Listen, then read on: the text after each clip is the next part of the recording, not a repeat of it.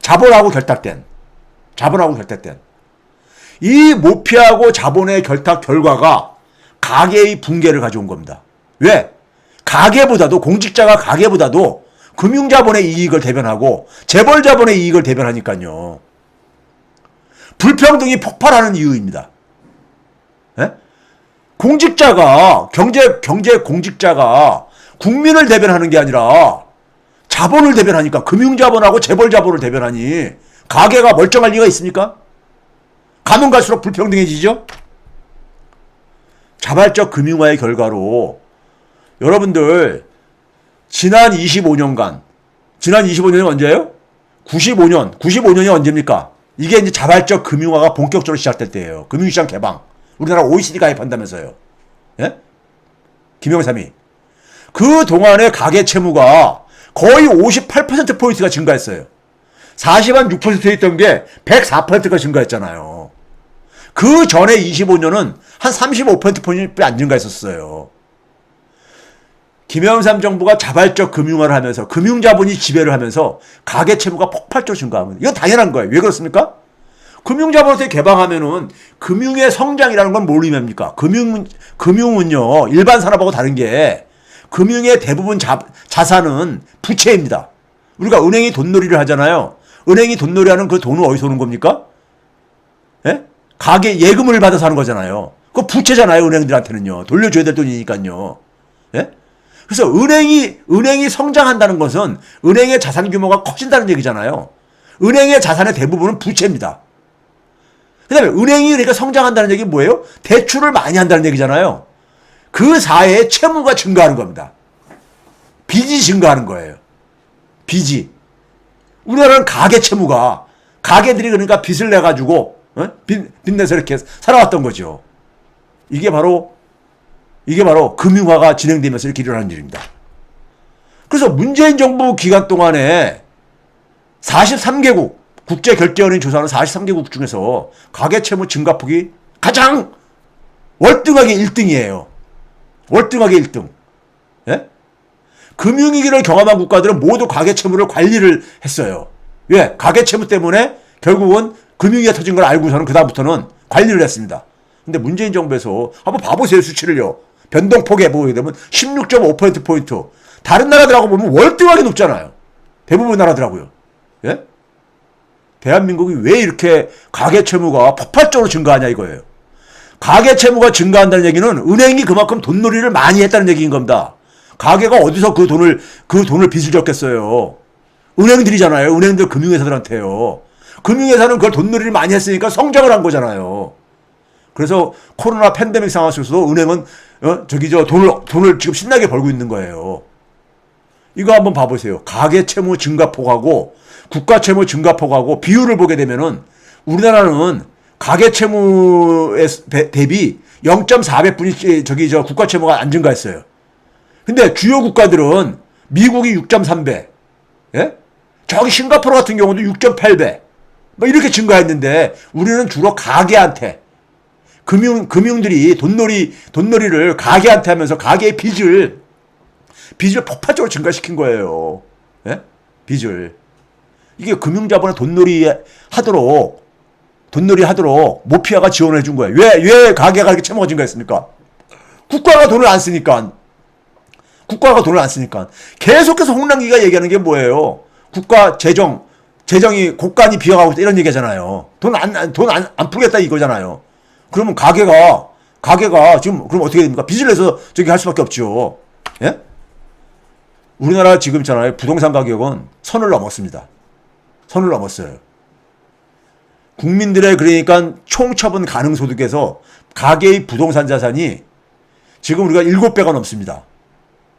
미국이 금융위기 터질 때 5.5배였었어요. 5.5배가 안 됐었어요. 미국은 지금도 5.3배뿐이 안 됩니다. 근데 우리는 7.2배예요. 7.2배예요. 예? 제가 영어로 No Perpetual Money Machine 이렇게 했죠. 이게 유명한 경고입니다. 영구적인 화폐 기계는 없다 이런 말이죠. 이게 무슨 말이냐면요. 우리가 흔히 말해서 빚을 내가지고 부동산을 사게 되면 부동산 가격이 오르잖아요. 예?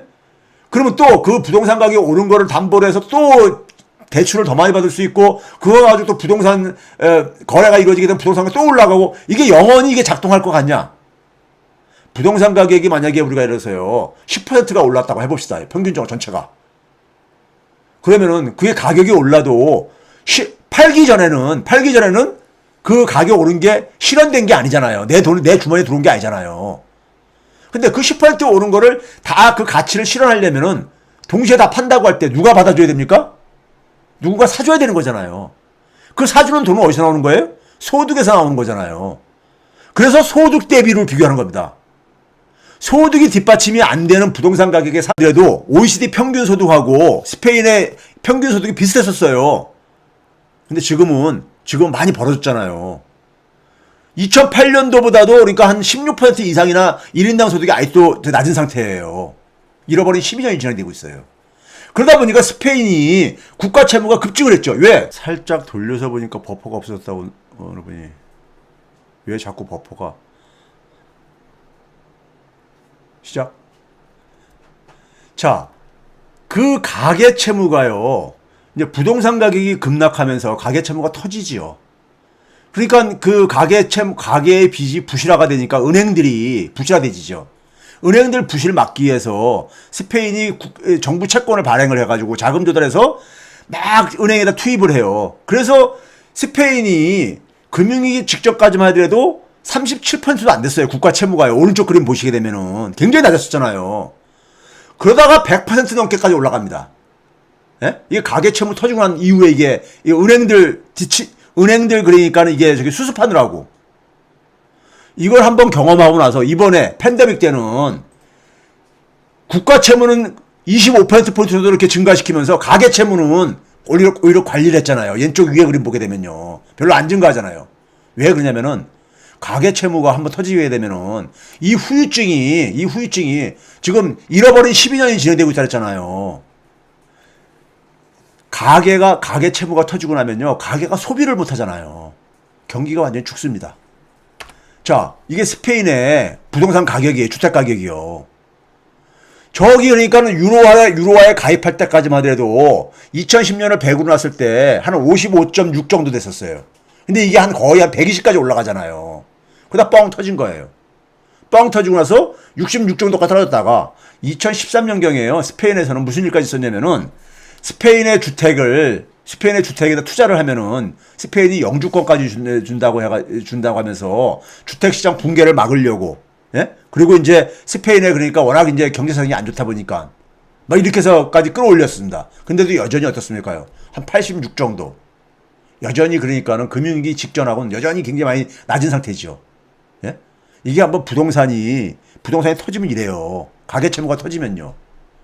자, 우리나라 한국은행은 그런데 무슨 일을 했습니까? 한국은행은요. 금융위기 이후에 계속 금리 내렸잖아요. 추세적으로 금리를 내렸잖아요. 예? 그래서 한국은행을 기재부의 남대문 출장소라는 이러한 그러니까 오명이 붙어 있는 이유가 기재부가 원하는 대로, 예? 원하는 대로.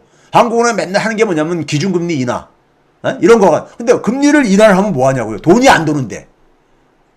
한국은행에서 푸는 돈이 부유층한테만 이게 돈이 도는데, 예? 그래서 주로 부동산 자산을 많이 갖고 있는 사람들이 그 돈을 이용을 해가지고 또 부동산 투기를 하고, 예? 돈이 안 된다고요. 그러면서 한국은행이 또 근데 직접 지원도 해요. 하는데 누구한테는? 주로 기업한테만 지원을 해. 이게 한국은행이 얼마나 지금 한국은행은 누구 거라 했었어요? 국민들 거라 했잖아요. 지난 시간에요. 그런데 한국은행이 철저하게 이게 기재부에서 관장을 맡다 보니까 기재부 말을 꼼짝 못해요. 한국은행이요. 맨날 독립 얘기하면서도. 한국은행이 뭐냐면 자본 편만 드는 거야. 자본. 실제로 금융통화위원회 7명 중에 3명이 기재부 관련자, 1명이 그다음에 대한상공회에서 출신, 회장이 추천한 사람. 그렇게 돼 있다 그랬잖아요. 예? 과반수 이상이 자본을 대변하는, 금융자본과 재벌자본을 대변하는 사람들이 장악하고 있는 거예요. 한국은행을요. 거기에 소비자나 노동자나 청년이나 자영업자들은 없어요.